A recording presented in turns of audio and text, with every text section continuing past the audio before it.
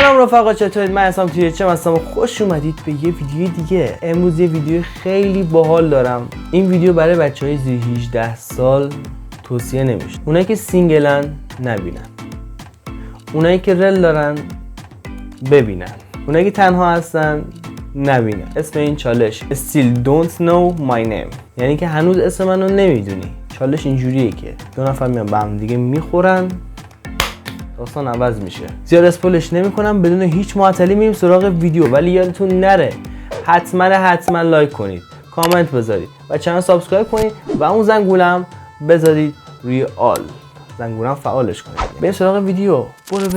برو بریم.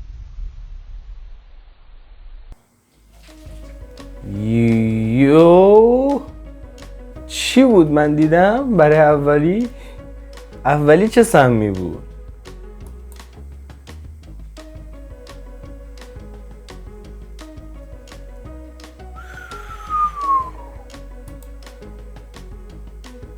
Holy shit.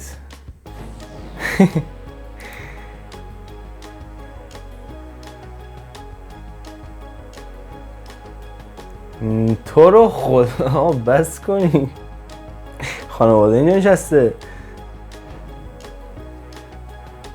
نه خوب بازی نکردن، نه خوب نبود، خوشم نمیاد. از این یکی خوشم نمیاد. هولی مولی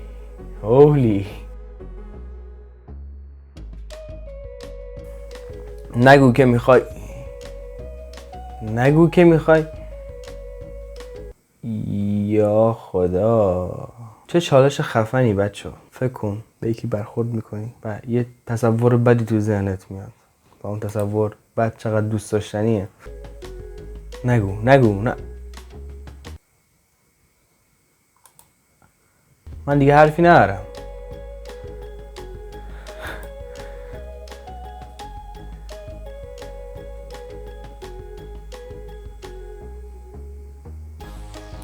البته بعضی ها هستن میلشون میکشه دیگه، چیکار کنیم دیگه، میل جنسیه دیگه. یا خدا نه، ادیتش خوب نبود. کیس خوبی بود ولی ادیتش خوب نبود. این خوبه، یعنی تو ایران برخوردش اینطوریه، توی برخورد کنیم با طرف سری جنگ و دعواه.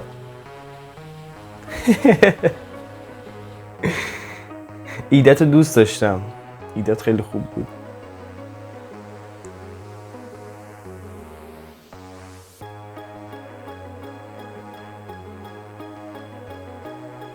پسرها یه جوری بود. نه داداش تیسام اونم با 3 تا پسر.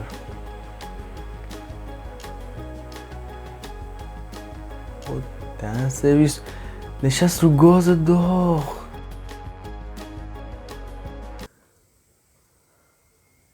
باسن سوخته به روایت تصویر، کاملا سوخت. اومدی یه چالش انجام بدی، ریدی داداش دیگه. پسر با پسر نه دیگه.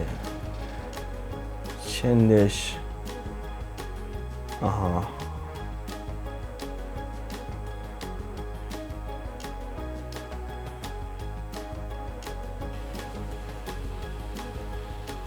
اصلا به هم دیگه برخورد نکردن.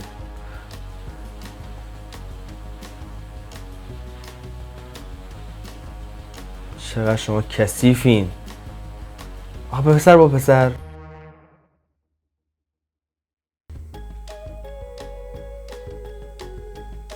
دیگه چیکار کنیم؟ دلشون میخواد، به من تو ربطی نداره. آها این خوبه.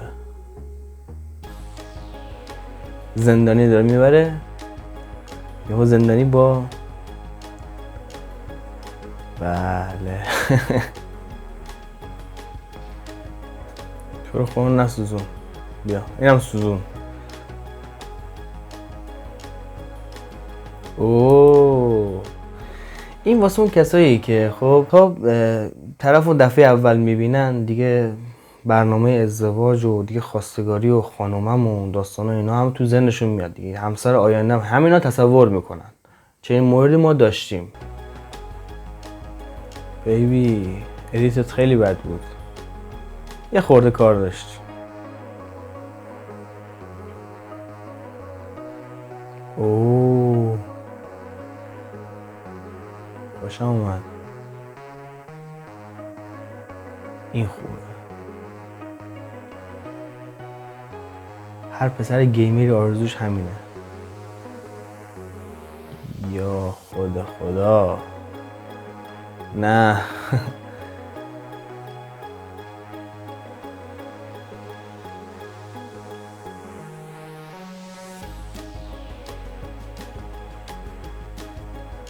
بد نبود.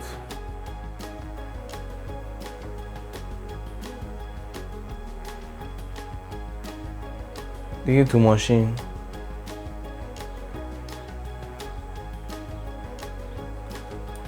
اگر چاق هستید، اگر تنبلید، احساس میکنید که تا حالا میل به ورزش ندارید، تقصیر شما نیست. این انگیزه است، انگیزه نیست. این که اصلا بهش نخورد.